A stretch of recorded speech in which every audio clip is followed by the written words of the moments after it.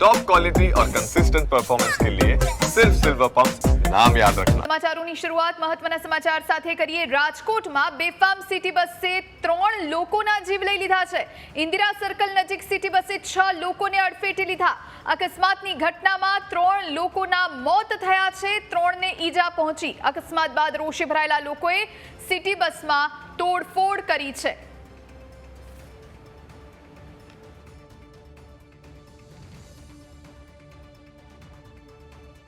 પાસે સિટી બસે અકસ્માત સર્જ્યો અને અત્યારે 3 લોકોના મોતના પ્રાથમિક અહેવાલ સામે આવી રહ્યા છે। હાલ તો અત્યારે રાજકોટના ત્રિકોણબાગ થી આગળ જે તમામ જે બસ સંચાલકો છે તે એકત્રિત થઈ રહ્યા છે અને ઇન્દિરા સર્કલ પાસે આવી રહ્યા છે। જોકે ઇન્દિરા સર્કલે આજે અકસ્માત સર્જાયો છે, 3 લોકોના મોત થયા છે।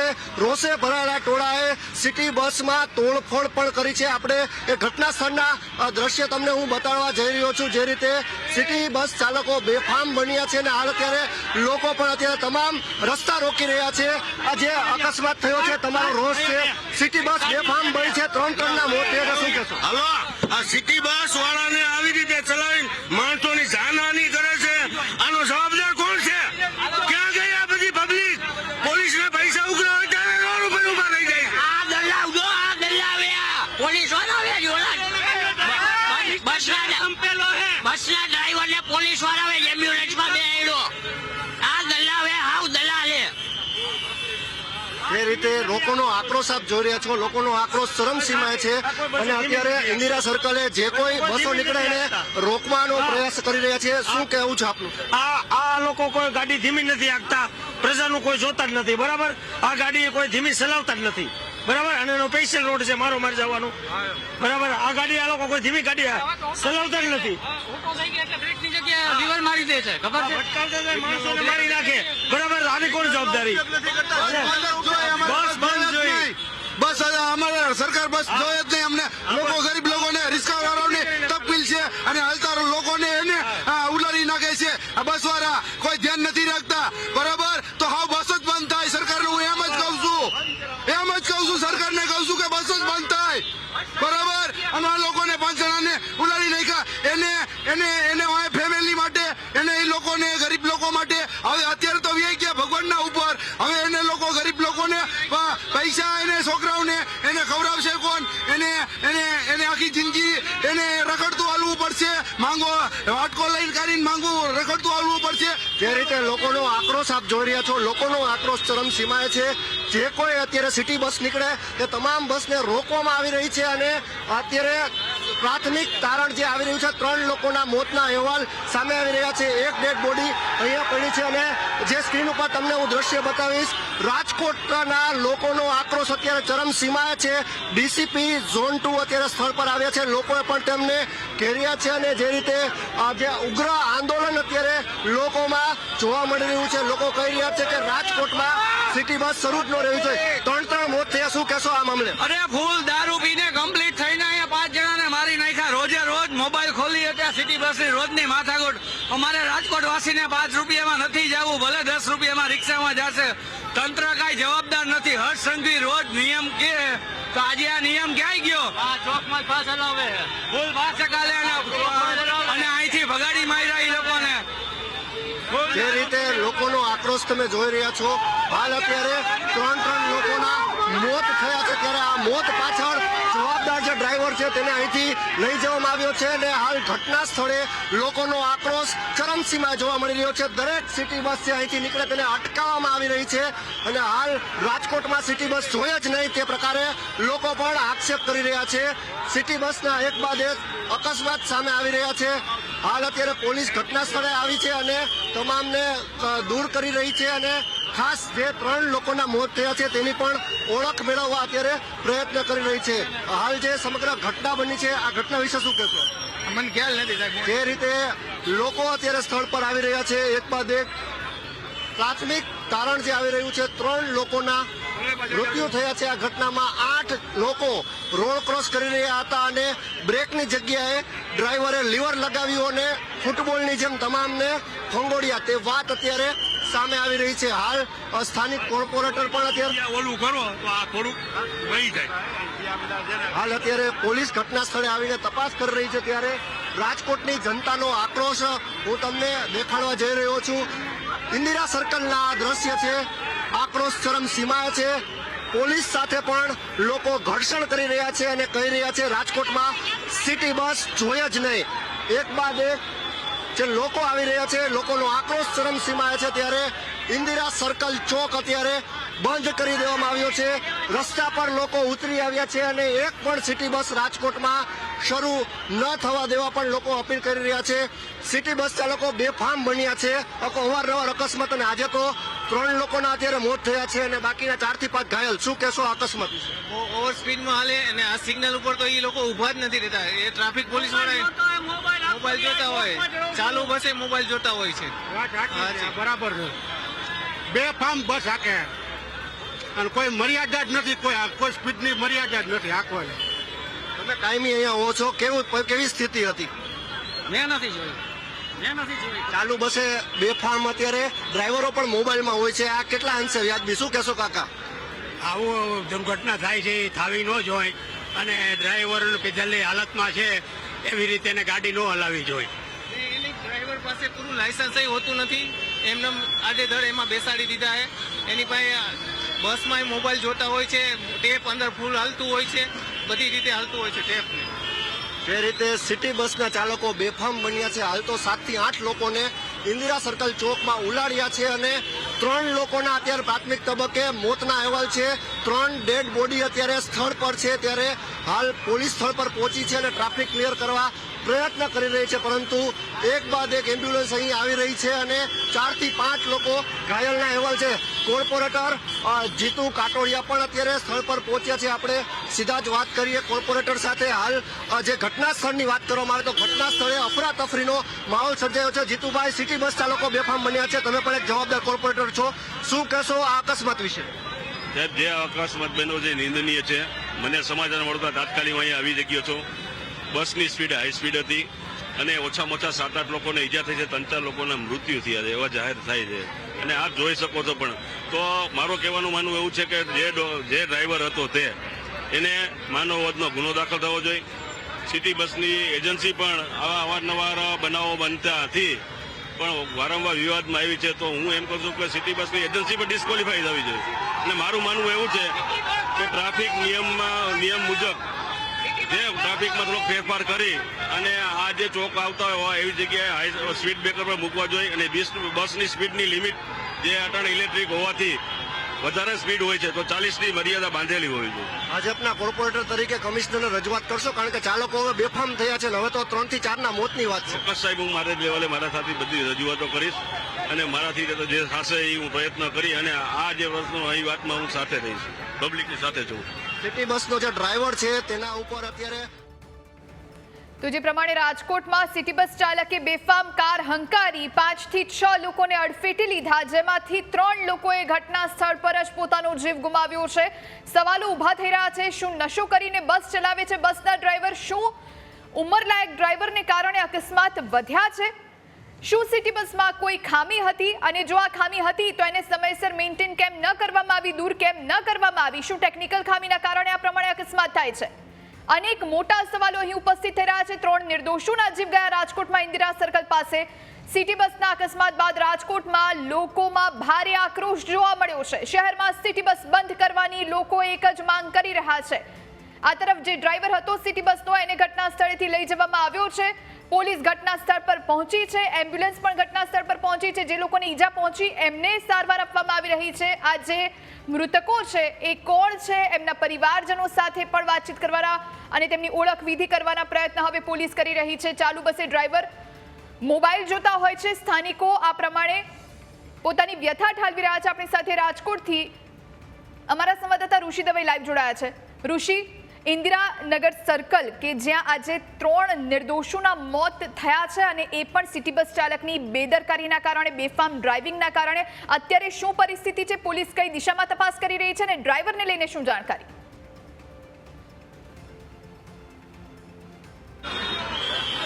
હાલમાં જ લાઠીચાર્જ કરવામાં આવ્યો છે અને સ્થળ ઉપરથી તમામ લોકોને દૂર કરવામાં આવ્યા છે. એટલે કે સાથે રિક્ષા ચાલકો પણ અહીં જોડાઈ ગયા હતા અને રિક્ષા ચાલકો જે આંદોલનના માર્ગે અત્યારે હતા, પરંતુ ક્યાંક ને ક્યાંક લાઠીચાર્જ કરીને તમામને દૂર કરી દેવામાં આવ્યા છે. જે ઘટના બની છે તે ઘટના ખૂબ જ દુઃખદ છે. શું કહેશો આ ઘટના વિશે?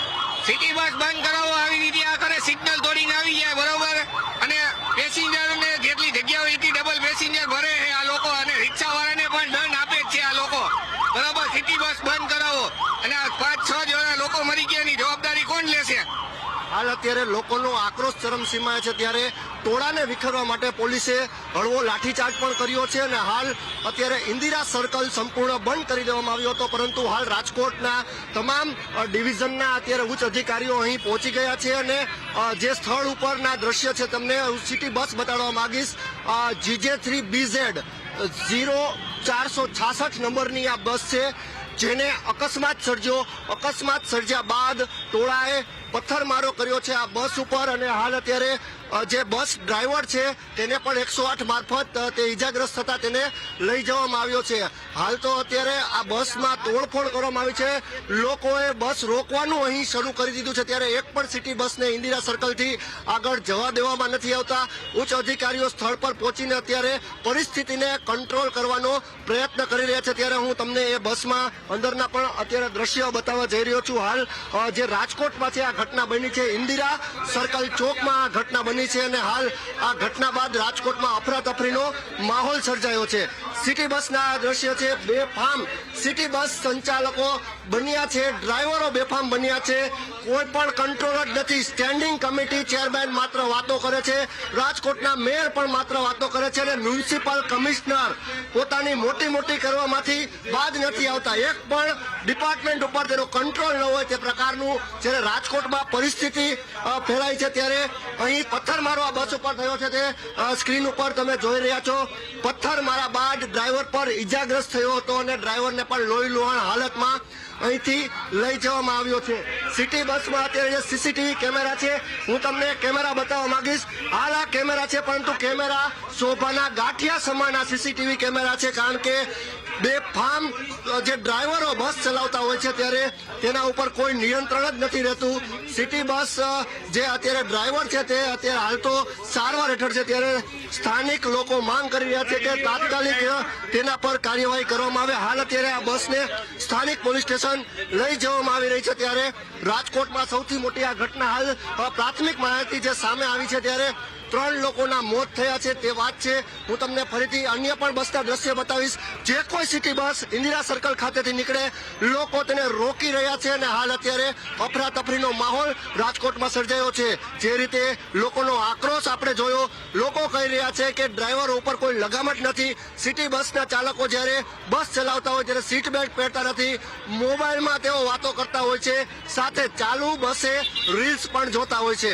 એ પ્રકારના અત્યારે જે વાત સામે આવી છે, આપણે વાત કરીએ સ્થાનિક કાકા સાથે. કાકા, શું આક્રોશ છે તમારો, શું કહેશો? આ ચાલુ બસ માવા ચોરે છે, માવા અને બેફામ લાવે છે, એના ઉપર કંટ્રોલ કરવો જોઈએ. આવા રીતે એક્શન કરે નિર્દોષ માણસ મરી જાય છે.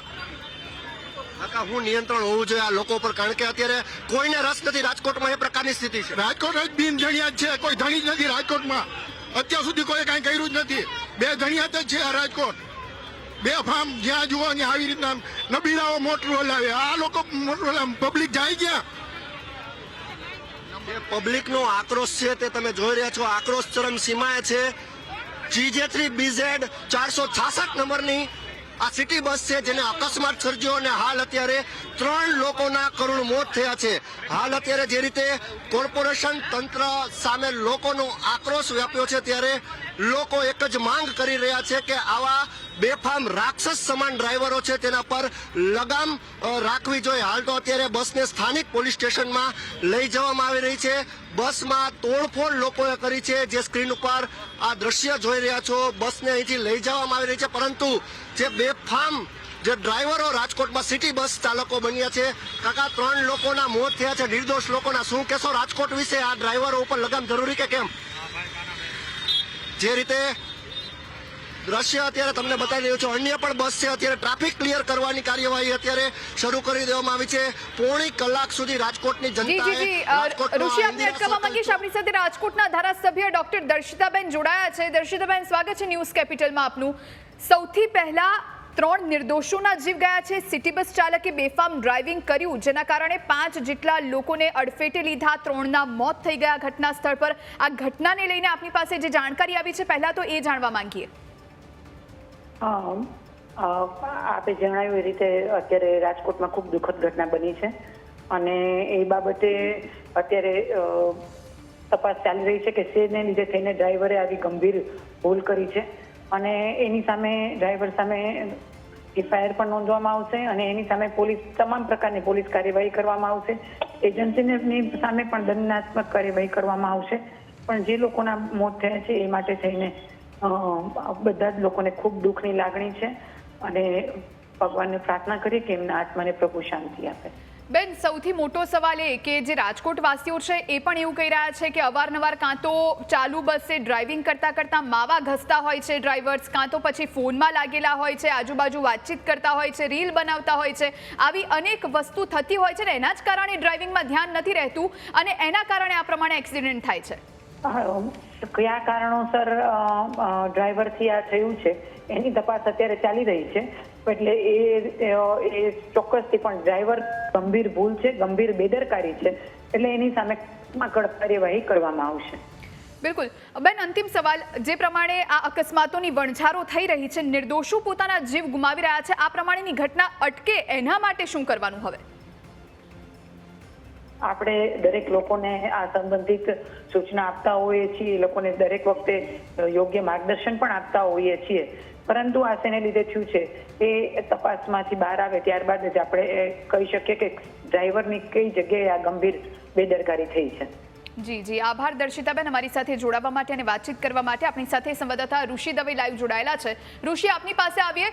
જે કોન્ટ્રાક્ટર છે સિટી બસનો, શું એ ત્યાં ઘટના સ્થળ પર ઉપસ્થિત થયું છે ખરા? અત્યારે શું પરિસ્થિતિ ત્યાં?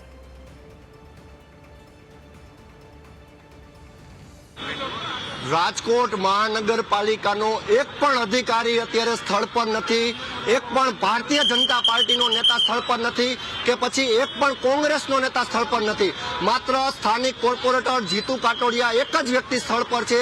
તે પોતે માંગ કરી રહ્યા છે કે માનવ વધનો ગુનો દાખલ થવો જોઈએ ડ્રાઈવર પર. હું તમને ઘટના સ્થળના દ્રશ્ય બતાવી રહ્યો છું. આટલી મોટી ઘટના રાજકોટમાં સર્જાય છે છતાં પણ એક પણ નેતાને રાજકોટની સુખાકારીમાં, રાજકોટની જનતા શાંતિપ્રિય રીતે પોતાની જિંદગી જીવે એમાં રસ જ નથી. એ પ્રકારનું વાતાવરણ રાજકોટમાં જોવા મળી રહ્યું છે.